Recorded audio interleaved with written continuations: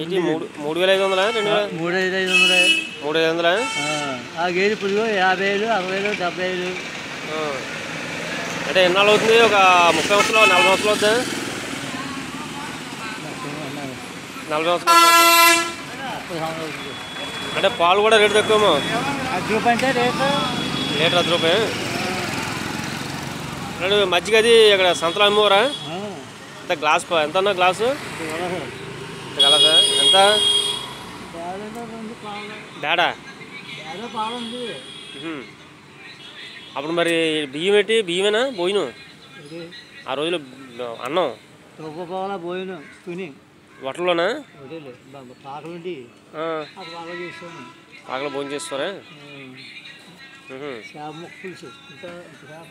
పెద్ద చేప అవి ఇయ్యా బొచ్చులా?